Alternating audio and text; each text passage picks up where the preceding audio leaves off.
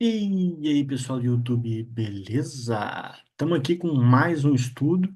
Eu fiz um vídeo falando um pouco sobre a parte teórica de testes automatizados, e agora eu vou falar sobre a parte prática desses testes, tá? Aqui eu vou usar a biblioteca Jest do TypeScript e vou usar, claro, essa linguagem, né? Então, aqui eu tenho dois arquivos, né? Então, eu tenho o arquivo de uma funcionalidade de um projeto em que eu posso estar inserido. É, e aqui eu estou simulando serviços, enfim. A ideia é que eu tenho um grande projeto e esse é um dos arquivos do meu projeto. E a ideia do vídeo é, eu tenho esse arquivo, eu tenho que criar um arquivo de testes para esse arquivo, tá? E aí eu vou falar alguns detalhes importantes nesse processo. O arquivo de teste já está pronto aqui, eu vou explicar ele por completo para vocês. É, mas antes eu vou criar um ambiente aqui, né? Em tese, se você está dentro de um projeto, esse ambiente já vai estar criado, mas eu não vou deixar tudo jogado aqui, né? Então vamos só inicializar aqui o nosso ambiente com npm init-y, tá? Aí ele vai criar o package.json aqui. E agora eu vou basicamente instalar o Node e o Jest, tá? Aqui o Node e o Jest. Então, esses são os comandos. Aqui é basicamente se você usa Python, é um pip install. O TypeScript, o Node do TypeScript, e eu vou colocar esse types aqui, e menos menos save dev é para salvar no package.json, né? Então você vê que ele já salva aqui nas dependências do projeto. Ou seja, o Node se tornou uma dependência desse meu projeto. Beleza. Então, tendo instalado o Node, agora a gente vai instalar o Jest, né? Você vê que os erros do arquivo de teste, eles vão parar, né? Porque eu vou instalar o Jest, vamos aguardar. Bom, uma vez instalado aqui, zero vulnerabilities, beleza. Sumiu aqui todos os erros, certo?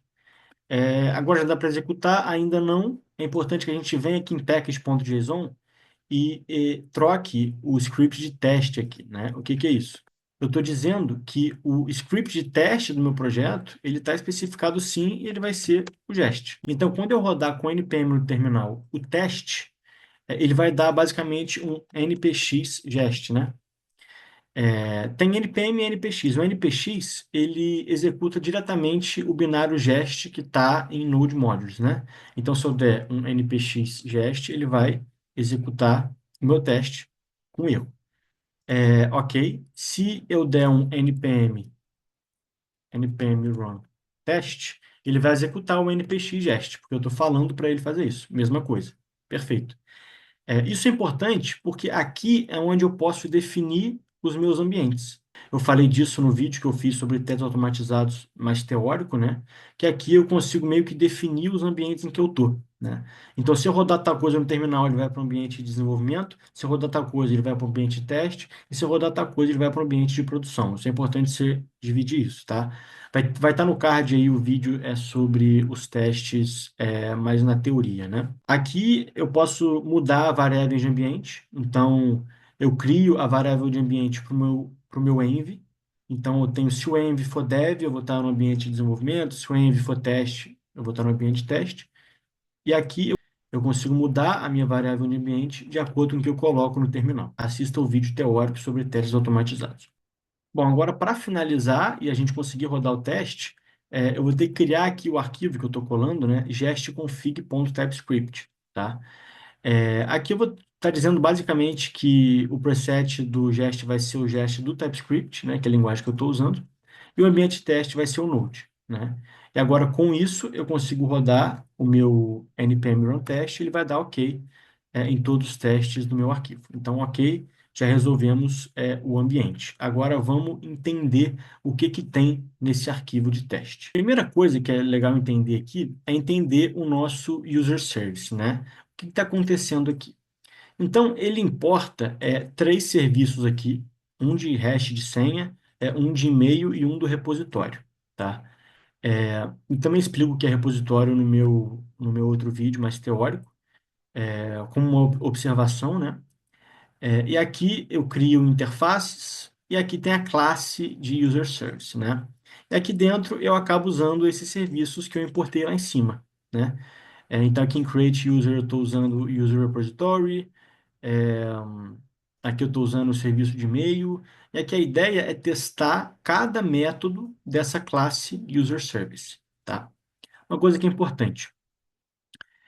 Dentro de User Service, eu não estou instanciando nenhum desses serviços que eu importo aqui em cima. Eu não estou instanciando, né? Eu não estou dando um const user repository é igual a new user repository.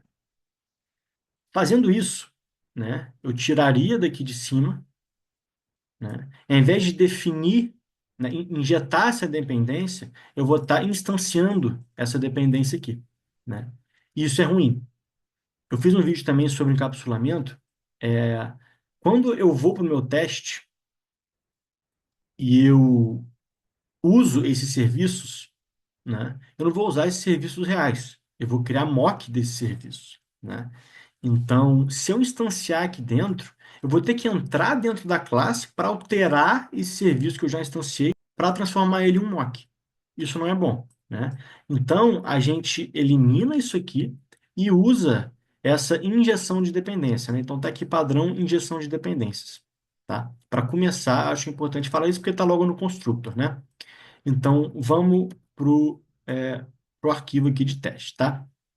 O teste ele pode ser dividido em algumas partes, tá? Isso não tem tanta importância assim. Se você entender o que está acontecendo aqui, eu acho que é mais importante. Mas tem etapa de preparação, a etapa da ação e a etapa da verificação. Eu vou falar quando a gente tiver em cada uma dessas etapas, tá? Primeira coisa, como esse arquivo ele usa três serviços aqui externos, eu tenho que mocá-los, né? Eu vou criar uma simulação deles. Por quê?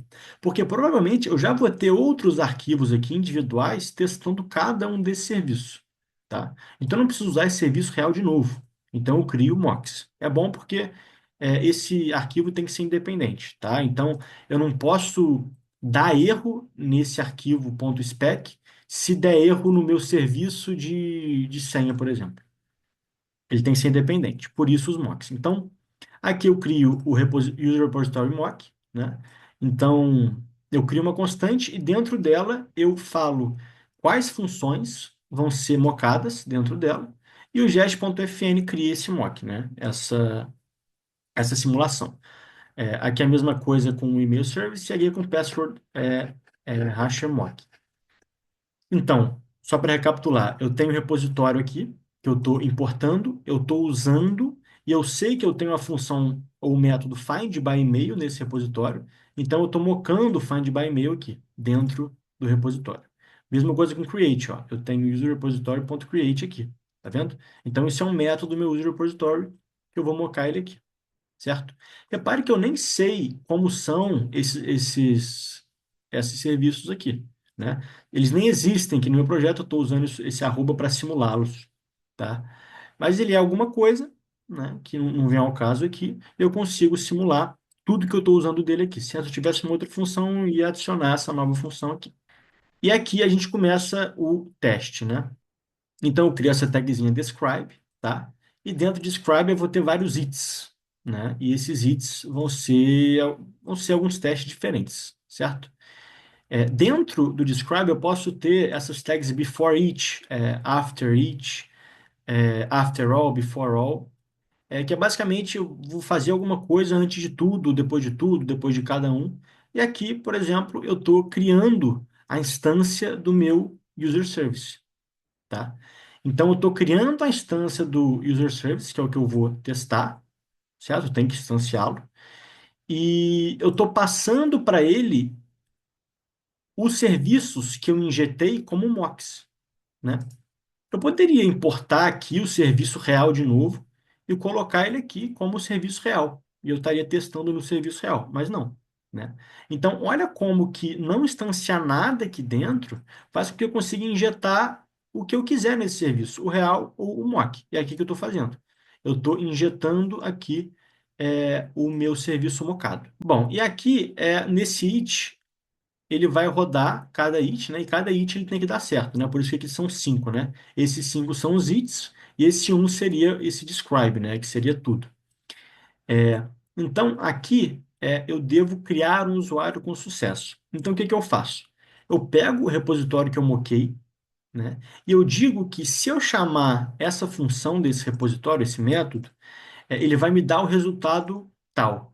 Nesse caso, eu quero null, né? Se eu chamar o método hash desse serviço, eu quero que ele me retorne o resultado hashed password. Tanto faz nesse caso. É a mesma coisa aqui, tá? Eu estou dando o que ele vai retornar. E aqui eu vou chamar de verdade, né, o método user service. E aqui eu vou dar o input para ele, né? Então eu estou chamando agora, meio que de verdade, o meu user service. Beleza. Aqui a tag expect, eu vou dar o que que eu vou esperar, né? Então, do meu user repository mock, find by email, eu quero checar, eu estou esperando se ele foi chamado com teste example.com, né? Então, eu tenho a resposta do meu find by email, que é null, certo? E aí eu chamei ele aqui dentro, né? Quando eu chamo user service, dentro dele eu estou chamando o, o find by email real. Eu quero saber se ele foi chamado com o e-mail que eu passei correto, né?